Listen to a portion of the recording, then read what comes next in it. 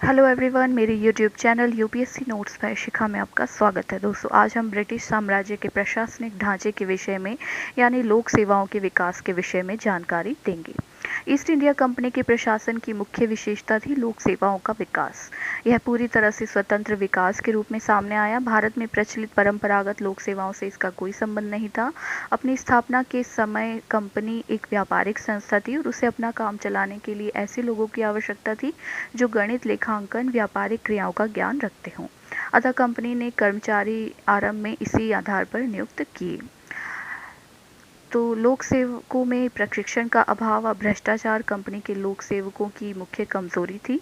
Company के कर्मचारियों को बहुत कम मजदूरी दी जाती थी, मगर उन्हें अपना निजी व्यापार करने की इजाज़त थी। बाद में जब कंपनी एक क्षेत्रीय शक्ति बन गई, तब इन्हीं व्यापारियों ने प्रशासनिक कार्य करने आरंभ किए और वे अत्यंत भ्रष्ट हो गए।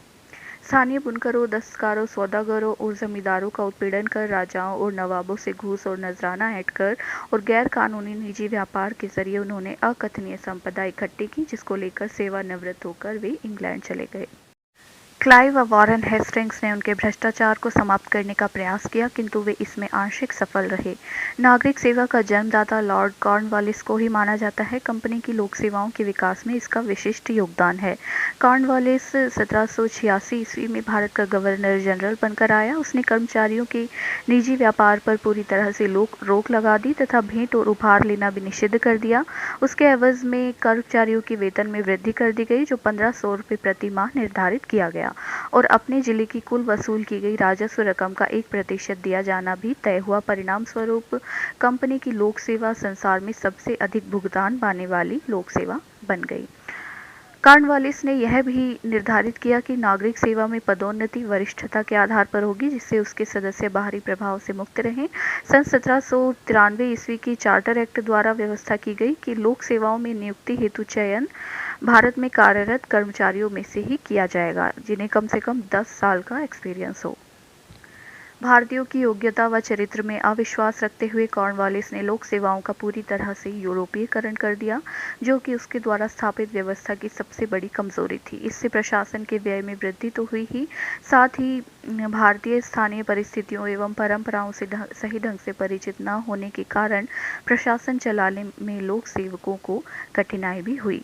इसके अलावा कॉर्नवालिस ने लोक सेवकों के प्रशिक्षण की भी कोई व्यवस्था नहीं की थी। नवंबर 1800 ईस्वी में लॉर्ड वेलेस्ली ने लोक सेवकों के प्रशिक्षण हेतु कलकत्ता में फोर्ट विलियम कॉलेज की स्थापना की, किंतु 1802 में इसे निदेशकों ने डायरेक्टरों ने बंद करा दिया, क्योंकि उन्हें डर था कि कहीं लोक सेवकों का संरक्षण अधिकार उनके हाथ से निकलकर गवर्नर जनरल के हाथ में ना चला जाए।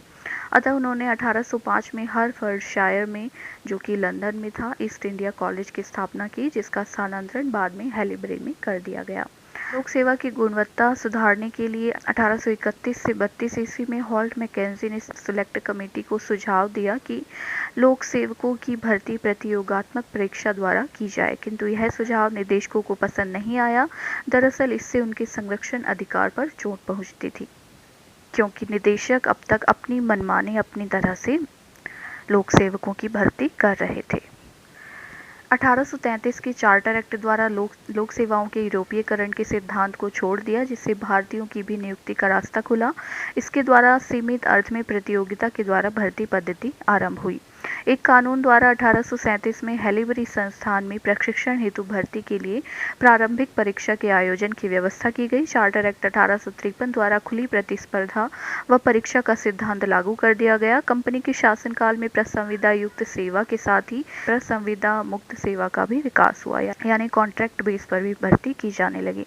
1857 के विद्रोह के बाद 1858 में साम्राज्यीय घोषणा में लोक सेवाओं में स्वतंत्र एवं निष्पक्ष नियुक्तियों की बात कही गई थी, परंतु लोक सेवा अधिनियम 1861 ने कुछ पदों को प्रतिज्ञाबद्ध लोक सेवकों के लिए निश्चित कर दिया। लोक सेवा परीक्षा में बैठने की अधिकतम आयु कम करके वर्ष 1860 में 22 वर्ष कर दी गई, 1866 में 21 वर्ष, 1878 में 19 वर्ष लोक सेवकों की अधिकतम आयु कर दी गई भर्ती के लिए। तो इस तरह भारतीयों के इसमें शामिल होने के अवसर कम कर दिए गए। शुरुआत में कुछ भारतीय लोक सेवा में किसी तरह शामिल होने में सफल रहे। इनमें सत्येंद्र नाथ टैगोर, सुरेंद्र नाथ बनर्जी, रमेश चंद्र दत्त, बिहारी लाल गुप्ता में प्रमुख थे। उच्च वर्गों को आकर्षित करने के लिए लॉर्ड लिटन ने सन 1878 से 69 में लोक सेवाओं में भारतीयों के मनोनयन यानी मनोनीत करने का प्रावधान बनाया। मनोनयन का अधिकार स्थानीय सरकार को था, जिसके लिए परिषद के अलावा वायसराय और राज्य सचिव की अनुमति भी आवश्यक होती थी। 1880 के दशक में राष्ट्रवाद के उदय के साथ ही सिविल सेवा परीक्षा का इंग्लैंड और भारत में एक साथ आयोजित किया जाना तथा अधिकतम आयु सीमा प्रमुख मुद्दे बने।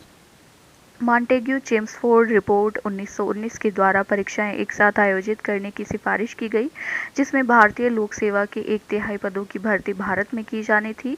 साथ ही इसमें 1.5% वार्षिक वृद्धि की व्यवस्था भी की गई थी। भारत सरकार अधिनियम 1935 ने ली आयोग की सिफारिश पर एक संघीय लोक सेवा आयोग और प्रांतीय लोक सेवा आयोग हेतु प्रावधान रखे। इन्हें अपने अपने क्षेत्रों में विभिन्न सेवाओं के लिए नियुक्तियों का जिम्मा सौंपा गया था। नेहरू समिति 1928 ने केंद्र तथा प्रांतों के लिए अलग अलग लोक सेवाओं का सुझाव दिया था। उसके आधार पर संघीय लोक सेवा आयोग और प्रांतीय लोक सेवा आयोग हेतु प्रावधान रखे गए थे। ली कमीशन के सुझावों के आधार पर भारत सरकार अधिनियम 1935 के अंतर्गत संघीय लोक सेवा आयोग का निर्माण किया गया। 1947 में स्वतंत्र भारत ने उसी व्यवस्था को अपनाया जिसे प्रांतों और केंद्र में अक्टूबर 1940 के पहले लागू किया गया था। इसमें 2 अखिल भारतीय सेवाओं भारतीय प्रशासनिक अधिकारी IAS और भारतीय पुलिस सेवा IPS का निर्माण किया गया तथा भारतीय संविधान की धारा 312 के अधीन इन्हें वैधानिक दर्जा भी प्रदान किया गया। आपको बता दें कि भारतीय संविधान के अनुच्छेद 315 से 323 तक लोक सेवा आयोग के विषय में जानकारी दी गई है। तो दोस्तों, अगर आपको हमारी वीडियो पसंद आई तो हमारे चैनल को सब्सक्राइब करें और बेल आइकन का बटन दबाएं।